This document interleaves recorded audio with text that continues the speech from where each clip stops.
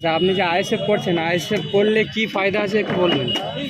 দুর্নীতির বিরুদ্ধে আমরা লড়ছি। আইএসএফ করলে যে কোনো ফায়দা আমরা দেখি না, আমরা সমাজ পরিবর্তনের লড়াই লড়ছি। কিন্তু টিএমসি তো অনেক কিছুই দিচ্ছে, কিন্তু আইএসএফ কেন করবে মানুষ? টিএমসি যেমন দিচ্ছে, লক্ষ্মীর ভাণ্ডার দিচ্ছে, স্কুল থেকে অনেক প্রকল্প চালু করেছে, কিন্তু তার সত্ত্বেও আপনি কেন আইএসএফ করবেন? দেখেন, সর্বপ্রথম আমাদের ভাইজান বলেই দিয়েছে এরা সব কিছু দেবে, কিন্তু শিক্ষা, কর্মসংস্থান, বাসস্থান দেবে। এটা প্রমাণ হয়ে গেল, 26,000 চাকরি বাতিল হয়ে গেল। এই প্রজন্ম আমার এই ছেলেটাকে ইংলিশ মিডিয়ামে পড়াশোনা করিয়েছে, এখন এর শিক্ষা ব্যবস্থাটা ধ্বংসের মধ্যে। একে এত টাকা দিয়ে খরচ করে ইংলিশ মিডিয়ামে পড়াশুনো করে একে দিয়ে কি কাজ করাবো? চাকরি ব্যবস্থা শেষ, সে আশা আর করা যায় না। পশ্চিমবাংলায় এই সরকারের আমলে আর আশা করা যায় না। আচ্ছা, আপনার ছেলে কোন স্কুলে পড়ছে? এখন সাধন করে স্কুলে পড়াশোনা করে। প্রাইমারিতেই না হাই স্কুল। আচ্ছা, এই যে 26,000-এর মতো প্রায় চাকরি বাতিল হলো, এই বিষয়ে আপনি কি বলবেন? এর জন্য রাজ্য সরকার ব্যর্থতা বলবে এক প্রকারে, আর কি বলবে এই বিষয়ে? ওরা দুর্নীতি করেছে, আর একটা নেতা নেতৃত্ব দুর্নীতির সঙ্গে জড়িত।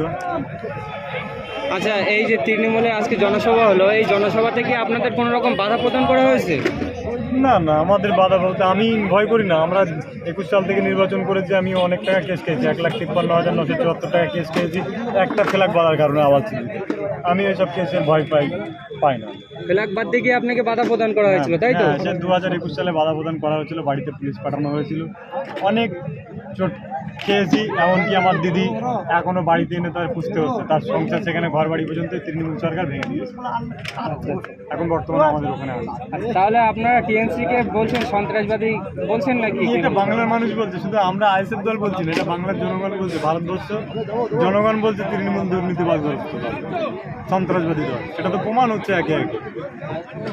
আচ্ছা, যাই হোক, আপনাদের এখানে আজকে জনসভা হলো, এই জনসভায় কত লোক আশা করেছিলেন আর কত লোক হয়েছে আপনার বলে মনে হয়? আমরা যা আশা করেছিলাম তার থেকে আমরা বেশি পেয়েছি। তার কারণ হচ্ছে শাসক দল যেভাবে বাধাগ্রস্ত হচ্ছে, যে পাহারা দিয়ে রেখেছে যে বুথ থেকে যাতে লোক না যেতে পারে, সেই দিনটাকে উপলক্ষ করে আমরা যা হিসাব চেয়েছিলাম যে হয়তো 2-5 হাজার লোক হবে, আমরা দেখলাম 8-10 হাজার লোক হবে।